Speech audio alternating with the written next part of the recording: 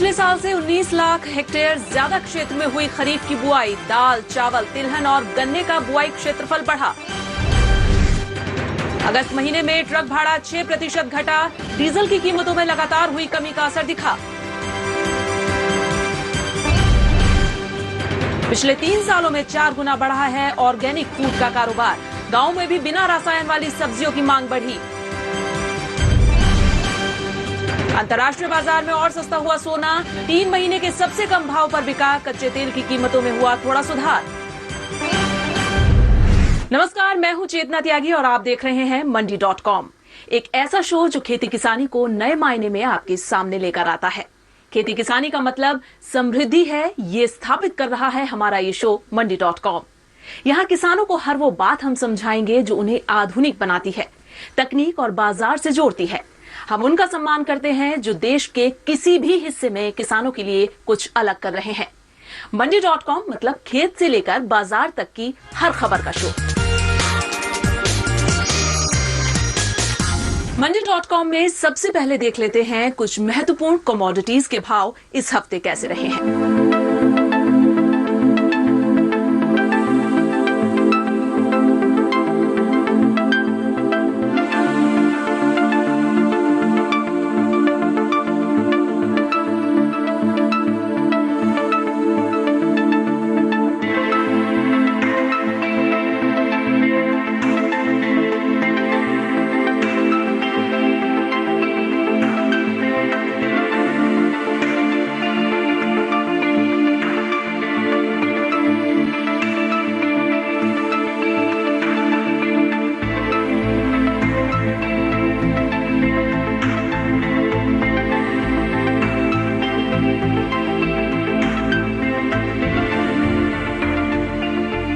वो कुछ कमोडिटीज हैं जिनमें ज्यादा हलचल रही, उनका भाव हमने आपको दिखाया।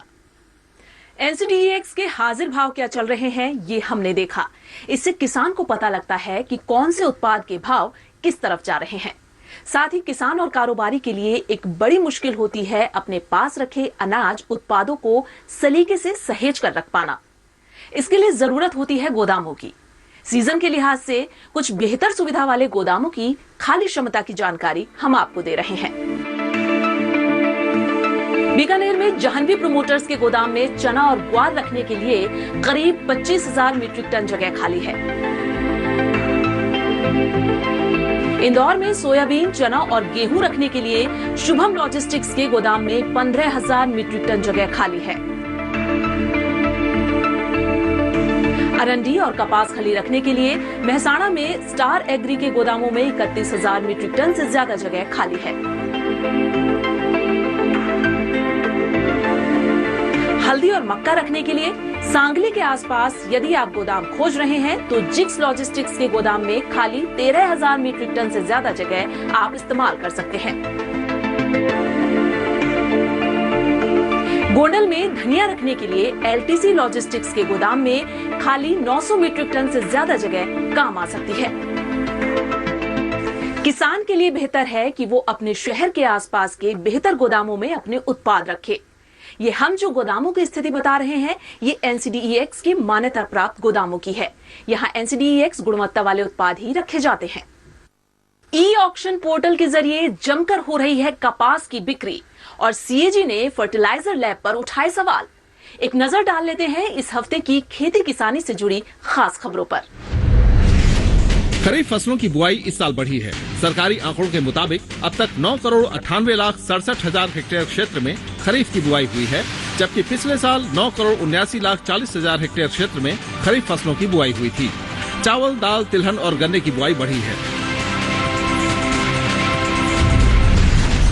कृषि मंत्रालय ने साफ किया है कि देश में भंडारण की भरपूर सुविधा है। मंत्रालय के मुताबिक देश में 3 करोड़ 20 लाख टन भंडारण की सुविधा उपलब्ध है। अब सरकार आधुनिक पैक हाउस और वातानुकूलित गाड़ियों पर ध्यान दे रही है, जिससे फसल, सब्जी जैसी जल्दी खराब होने वाली उत्पादों की खराबी कम की जा सके। एक अनुमान के मुताबिक भारत को 70,000 से ज्यादा पैक हाउस की जरूरत है, जबकि भारत में अभी सिर्फ 250 पैक हाउस ही हैं। कृषि विशेषज्ञ रमेश चंद्र को सरकार ने नीति आयोग का सदस्य बनाया है। रमेश चंद्र आयोग के तीसरे सदस्य होंगे। केंद्र सरकार कृषि को लेकर खासी उत्साहित है। इसी को ध्यान में रखते हुए इन्हें नीति आयोग में शामिल किया गया है। प्याज कीमतों पर हर साल हल्ला मचता है। इसकी वजह आवक में कमी होने से कीमतों का बढ़ना होता है, लेकिन करीब 40 लाख टन प्याज हर साल सड़ जाती है, इसकी चर्चा कम ही होती है। और प्याज खराब होने की सबसे बड़ी वजह यही है कि इसके स्टोरेज के सही इंतजाम नहीं है। महाराष्ट्र सरकार ने किसानों की समस्याओं को दूर करने के लिए एक विशेषज्ञ समिति बनाई है। विदर्भ जन आंदोलन समिति के प्रमुख किशोर तिवारी की अगुवाई में बनी इस समिति ने किसानों के लिए आसान कर्ज और बीमा की व्यवस्था का सुझाव दिया है।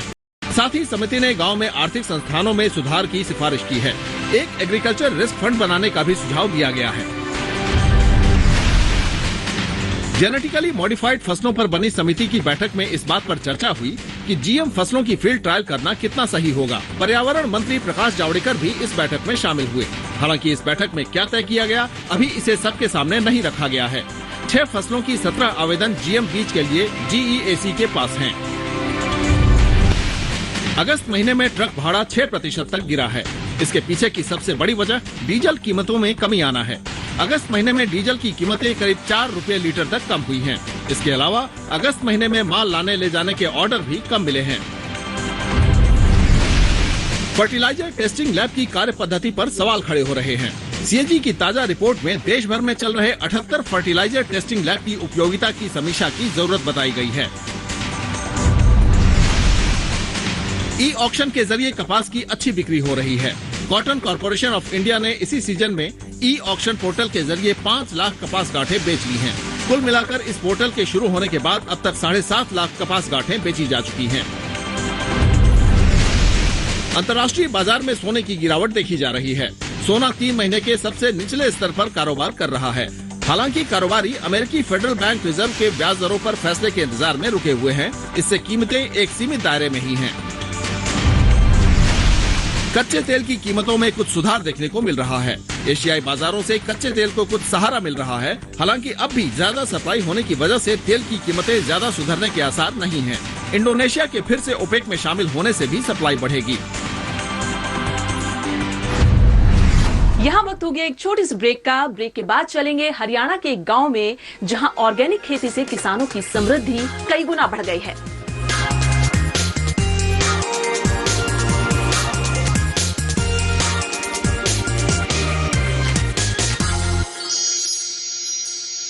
ब्रेक के बाद स्वागत है आप सभी का। आप देख रहे हैं मंडी.com। ऑर्गेनिक फल सब्जियों का बाजार बड़ा हो रहा है। हर किसी को अपनी सेहत की चिंता है और इसीलिए खाने के स्वाद के साथ उसकी पौष्टिकता का भी ख्याल लोग रखने लगे हैं।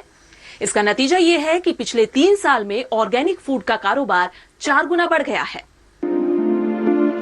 फल सब्जियों को उगाने में पेस्टिसाइड और रसायन का इस्तेमाल लोगों को अब डराने लगा है और ये डर इस तेजी से बढ़ रहा है कि लोग अब बिना पेस्टिसाइड के उगाई गई फल, सब्जियां और अनाज खोजने लगे हैं। सेहत की खोज में लगे शहरी भारत के लिए ऑर्गेनिक फूड भी मॉर्निंग वॉक पर जाने जैसा स्टाइल स्टेटमेंट बन रहा है और वो आंकड़ों में भी साफ दिख रहा है। पिछले 3 सालों में ऑर्गेनिक फूड का कारोबार 4 गुना बढ़ गया है। ऑर्गेनिक फूड का देसी कारोबार करीब 300 करोड़ रुपए का हो गया है। हालांकि अभी ये कारोबार शिशु अवस्था में है। ऑर्गेनिक फूड के निर्यात का कारोबार 700 करोड़ रुपए से ज्यादा का है। अच्छी बात यह है कि सेहत की चिंता में लगे शहरी भारत में ऑर्गेनिक फूड की तरफ बढ़ते लोगों की हिस्सेदारी हर साल 50% की रफ्तार से बढ़ रही है। रिटेल स्टोर ने भी ऑर्गेनिक फूड के कारोबार को बढ़ाने में काफी मदद की है।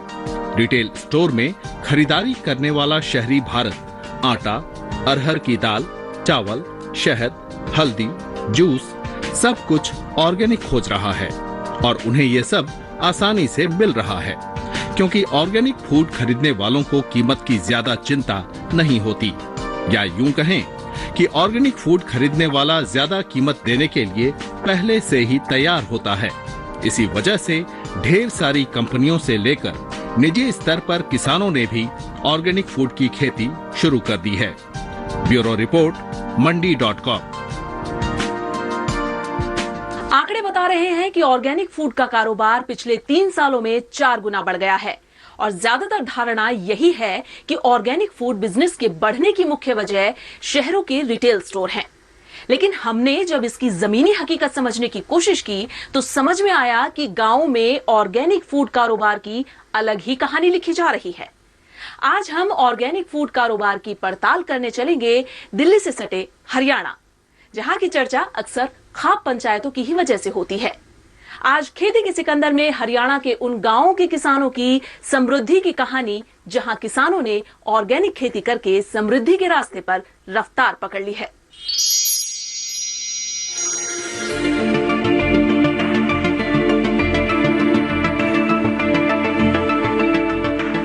ये जो सारे खेत आपके सामने हैं, करीब करीब 17 एकड़ की ये ज़मीन है जिसपे सब्जियों की खेती की गई है। बहुत सारी सब्जियां इन खेतों में उगाई गई हैं, जिनमें अरबी भी है, भिंडी भी है और मक्का, लोबिया, गोभी, शलजम और खीरा जैसी सब्जियां और फल भी यहाँ पर हैं। ख़ास बात यह है कि इन सब्जियों में कहीं भी किसी भी तरह के केमिकल का या किसी पेस्टिसाइड का इस्तेमाल नहीं किया गया है। हरियाणा के गांव में ऑर्गेनिक सब्जियां जमकर बिक रही हैं। ऑर्गेनिक सब्जी यानी बिना किसी तरह के पेस्टिसाइड, केमिकल के इस्तेमाल से तैयार पौष्टिक सब्जी। हम इस समय हैं कैथल के हजवाना गांव में। दसियों एकड़ में फैले ये ऑर्गेनिक सब्जियों के खेत हैं मलिक भाइयों के। सबसे बड़े भाई महेंद्र सिंह मलिक से हमने बात करने की कोशिश की, लेकिन महेंद्र सिंह बस इतना ही बोल सके। फर्क तो आया जी, खाना में फर्क है। पूरी बात महेंद्र सिंह जी आपको बोलनी होगी। वैसे आप बोलेंगे फर्क तो आया है जी, तो हम क्या दिखाएं? बस इतना ज्यादा कौन बोल सकता। महेंद्र सिंह मलिक ज्यादा नहीं बोल सके, लेकिन मलिक भाइयों का काम बोल रहा है।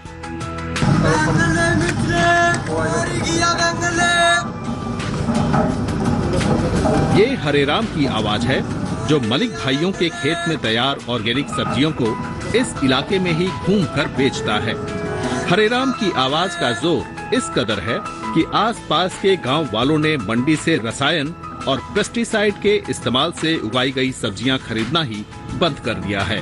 सुबह जी 7 बजे से और शाम के 7 बजे तक का जी सिस्टम है। बिक जाती है जी सब्जी, तो बिक जाती कम से कम 5-6 क्विंटल काट देते हैं रेडी पे जी। हरेराम की ही तरह और 3 लड़के हैं जो अलग अलग रेहड़ियां लेकर आसपास के गांवों में जाते हैं और सुबह से दोपहर इन्हीं ठेलों पर रोज 8 से 10 क्विंटल सब्जी बेच लेते हैं।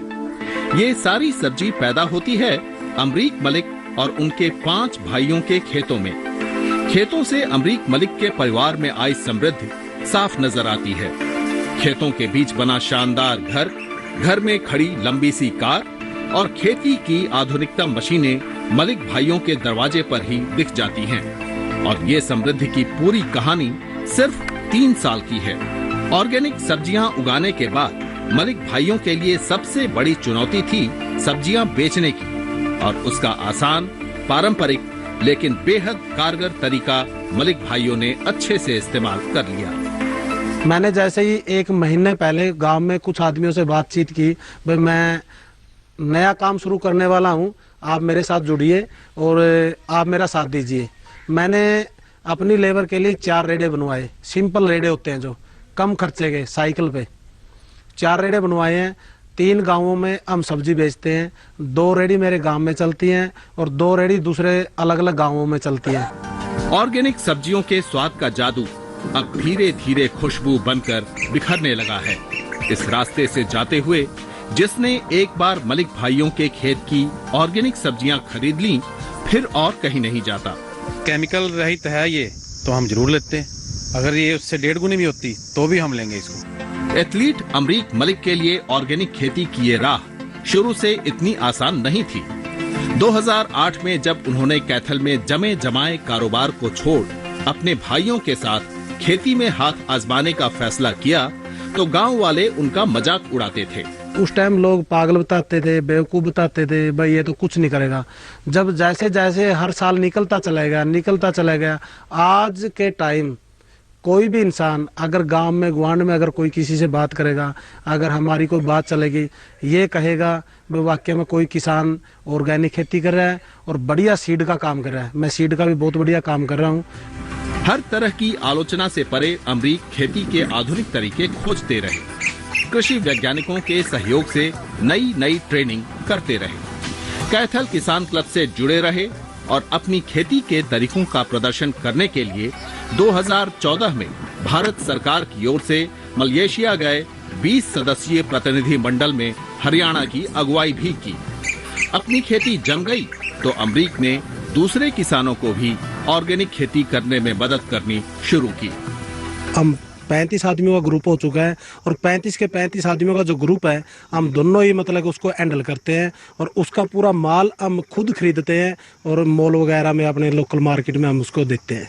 पहले वो मंडियों में माल रुपए किलो 2 रुपए किलो बेचते थे, अब उनका तिगने चौगने दामों में माल बिकता है और बढ़िया क्वालिटी। एक ये भी संतुष्टि है उनको को कि हम खाद या दवाई कोई केमिकल नहीं डालते, कोई किसी से धोखाधड़ी नहीं कर रहे हैं और एक संतुष्ट परिवार के तरह मतलब रहते हैं, इकट्ठे सारे काम करते हैं। अमरीक 90 एकड़ जमीन के मालिक हैं और राजेश सिर्फ 3 एकड़ के, लेकिन ऑर्गेनिक सब्जियों की खेती से होने वाला मुनाफा दोनों को रास आ रहा है। राजेश 5-6 एकड़ जमीन लीज पर लेकर उनमें भी ऑर्गेनिक सब्जियों की ही खेती कर रहे हैं। 5 एकड़ से जो नीचे का किसान है हम उसको कहते हैं गेहूं और धान आप बंद करो, आप वेजिटेबल फ्रूट और दूसरी क्रॉपों पे आओ अगर आपको पैसा कमाना है। धान और गेहूं जो मोटी फसलें हैं, ज़्यादा मतलब कि कम पैसा देने वाली फसलें हैं, ये आप बड़े जिम्मेदार पे छोड़ दो, क्यों बड़े जिम्मेदार को दिक्कत आती है छोटी क्रॉप करने में और आप छोटे किसान हो, छोटी क्रॉप करो।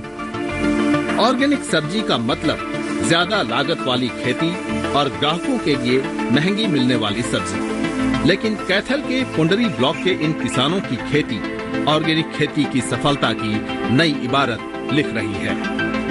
अमरीक मलिक और राजेश खेड़ी जैसे किसानों के लिए ऑर्गेनिक खेती की शुरुआती राह भले ही कठिनाइयों से भरी रही हो, लेकिन धैर्य से की गई 5-6 सालों की इनकी मेहनत ने किसानों को खुशहाली का एक नया फॉर्मूला दे दिया है।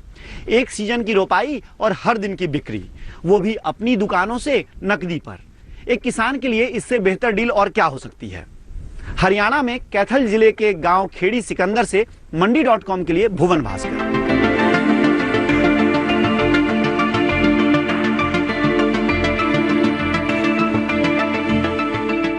वक्त हो गया यहाँ पर एक और छोटे से ब्रेक का। ब्रेक के बाद NCDEX की पाठशाला में आज हम बताएंगे food safety and standards act का किसानों के लिए क्या है मतलब।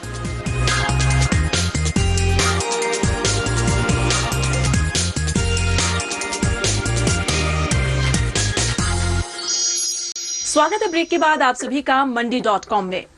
मैगी FSSAI के मानकों पर खरी नहीं उतरी और इसका नतीजा ये कि देश भर में मैगी पर प्रतिबंध लग गया।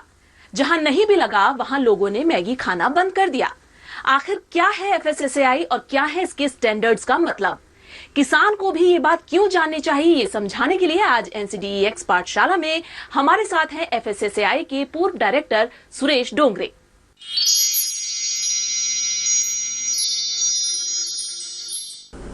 किसान भाइयों नमस्कार। आज NCDEX की पाठशाला में हम food safety and standard act के बारे में कुछ जानकारी प्राप्त करेंगे। खेती में food safety and standard act का क्या महत्व होगा, इसके बारे में हम आपको कुछ बताएंगे। असल में देखा जाए तो किसान जो होते हैं वो food safety and standard act के बाहर होते हैं, उनको मतलब उनके ऊपर ये कानून लागू नहीं होता है। तो इसका मतलब ये नहीं है कि उनकी जिम्मेदारी इसके साथ कुछ भी नहीं है। सारे ही खाद्य पदार्थ जो होते हैं जो मार्केट में आते हैं वो बेसिकली एग्रीकल्चर से आते हैं, खेती से आती है सारी चीज़ें, whether it is agriculture produce, animal husbandry, poultry, ये सारी चीज़ होती है खेती के दायरे में ही आती है। तो इसका महत्व क्या होगा, food safety and standard act का महत्व क्या होगा और किसानों को ये समझना कितना उचित है, इसके बारे में हम आपको बताएंगे। जितने भी खाद्य पदार्थ खेती से सहज में जो मार्केट में आते हैं उसके लिए एक मानक बने हुए हैं। Food safety and standard act के तहत में हर एक पदार्थ के, जैसे कि गेहूं, चावल, तिलहन, दाल, इनके सबके मानक बने हुए हैं। अब खाद्य पदार्थ जो किसान बाजार में लाएगा वो इस मानकों पे खरा उतरना बहुत अनिवार्य है। अगर ये खरा नहीं उतरता है तो ट्रेडर अगर इसको पहले ही जांच कर लेता है, समझो तुम्हारे पदार्थ की जो उपज है उसके अंदर जांच कर लेता है और जांच में ये सही नहीं पाया जाता है, ये मानकों को खरा नहीं उतरता है, तो वो ट्रेडर जो है उसको, क्योंकि वो उसके ऊपर कानून लागू हो जाएगा और उसको तकलीफ हो सकती है उस चीज से, इसलिए वो क्या करेगा कि वो ऐसे पदार्थ को मार्केट में ट्रेडिंग ही नहीं करेगा, मतलब उसमें वो अपने जो भी उसका ट्रेडिंग का ये है वो उतरेगा नहीं, वो बोलेगा कि हमें इस माल की जरूरत नहीं है, हम नहीं कर सकते, क्योंकि अगर मानक सही नहीं है तो उसको कभी भी तकलीफ हो सकती है, उसको कानून का पक्षिकंजा उसके ऊपर आ सकता है। एंड तो ये हमारे जो किसान भाइयों ये समझना बहुत जरूरी है। अब वो तो दायरे में नहीं है, लेकिन उनका महत्व क्या है उनके ऊपर, उनको यही देखना होगा कि जो खेती होगी वो सही हिसाब से किया जाएगी, सही बीजाणु का मतलब उपयोग करेंगे, सही मात्रा में फर्टिलाइजर का इस्तेमाल करेंगे, कीटाणुनाशक का सही मात्रा में योग्य टाइम पर उसका इस्तेमाल करेंगे, और जो भी खेती होती है, जो भी हमारे कृषि विज्ञान केंद्र हमको जो बीच में मार्गदर्शन देते हैं उसका सही इस्तेमाल किया जाना चाहिए, उनकी जो भी सूचनाएं देते हैं उनके सही इसमें मायने में उसको उपाय करना चाहिए।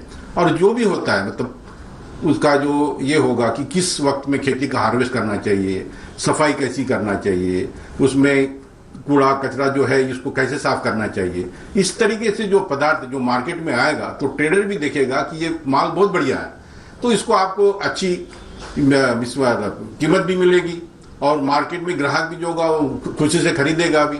और जो पदार्थ जो ये बोलिए कि आप खेती के जो और ये चीज है, अगर इसको साफ सफाई से अच्छी ग्रेडिंग से इस तरीके से बाजार में नहीं उतारेंगे तो वो देखने में ही इस तरह से होगी कि वो ट्रेडर भी बोलेगा कि इसकी कीमत नहीं देने को, मतलब वो आगे बढ़ेगा नहीं।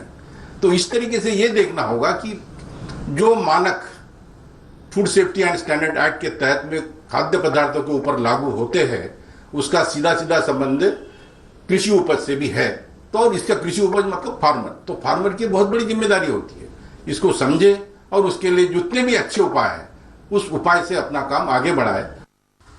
मंडी.com में इस हफ्ते बस इतना ही। अगले हफ्ते में फिर मिलूंगी इसी समय पर कमोडिटीज के पक्के भाव और खेती किसानी की ऐसी ही समृद्ध कहानियों के साथ। आपकी राय हमारे लिए बहुत महत्वपूर्ण है। आप हमारे टोल फ्री नंबर पर कॉल कर सकते हैं और अपनी राय दे सकते हैं। साथ ही आप ईमेल के जरिए भी हमें अपनी राय दे सकते हैं। हमारा ईमेल पता है ncdexmandi@gmail.com।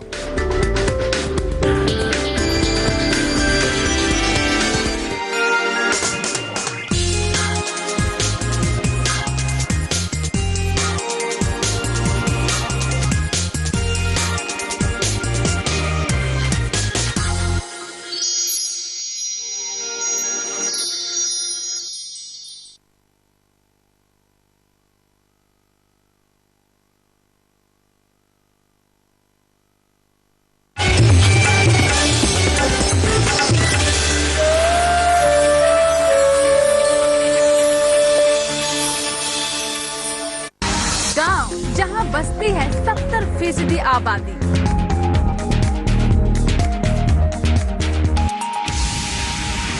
जो मिटाती है देश की भूख। अन्नदाता है किसान,